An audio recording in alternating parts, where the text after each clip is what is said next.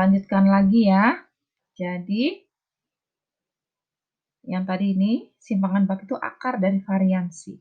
Nah, perhitungan variansi ini akan rumit kalau X barnya tidak bulat.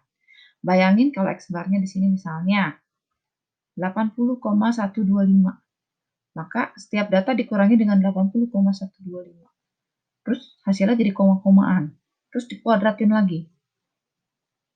Angkanya jadi tidak bagus ya, angkanya semakin banyak pembulatannya nantinya. Nah, ini jadi tambah rumit, tambah ribet.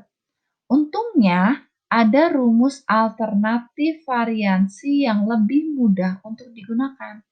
Rumus ini tuh bisa seperti ini. Jadi, kita kayak tadi, kalau yang tadi itu adalah data dikurangi dengan rata-rata, kalau ini data aslinya. Data aslinya dikuadratin, data asli dikuadratin, data asli dikuadratin.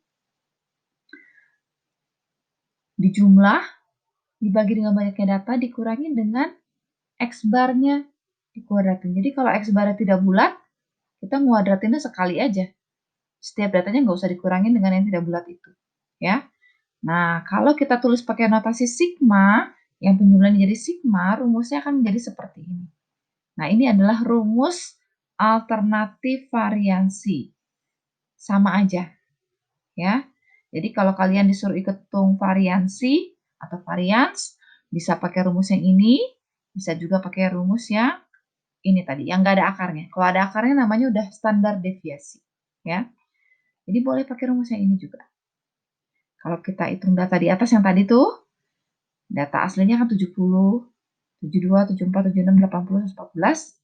Kalau kita mau ngitung variansinya pakai rumus yang barusan ini, ya, berarti 70 dikuadratin, tambah 72 kuadrat, tambah 74 kuadrat, tambah 76 kuadrat, tambah 80 kuadrat, tambah 114 kuadrat, dibagi 6, dikurang 81 kuadrat. Hasilnya, ini kalian cek.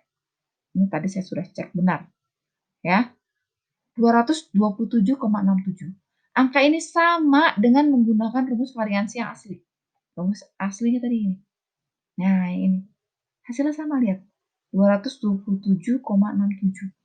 Sama ya? Nah, jadi nanti kalau ulangan atau kalau mengerjakan soal, terserah mau pakai rumus yang ini boleh, mau pakai rumus yang ini boleh. Itu variansinya. Kalau ditanya standar, kalau ditanya standar deviasi itu, saya belum kasih tahu ya.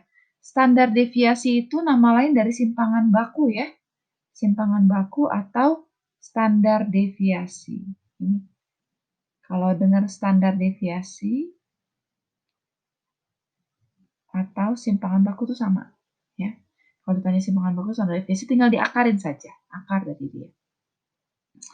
Nah, Bu, kok bisa sama ya? Kenapa ya? Ini kan beda. Jelas-jelas ini dikurangin dulu baru dikuadratin. Data dikurangin, ini X bar ya, saya salah ya. Data dikurangin rata-rata dikuadratin. Kalau ini datanya langsung dikuadratin.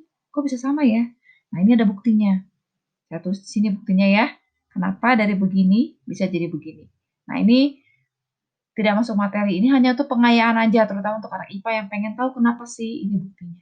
Ya, untuk anak IPS nggak usah lah, tambah pusing nanti. Nah, tugas untuk hari ini ada 2 kelompok data. Yang satu datanya rapi, yang satu datanya kalian lihat seperti ini. Kalian hitung rata-ratanya, nanti kalian bandingkan. Kalau seperti ini rata-ratanya gimana, kalau seperti ini gimana. Lalu, pakailah rumus yang ini. Ya, ini rumus yang asli. Ini adalah rumus standar deviasi yang asli atau simpangan baku. Ini nama lain standar deviasi adalah simpangan baku. Jangan bingung ya. Kalau standar deviasi diambil dari bahasa Inggris.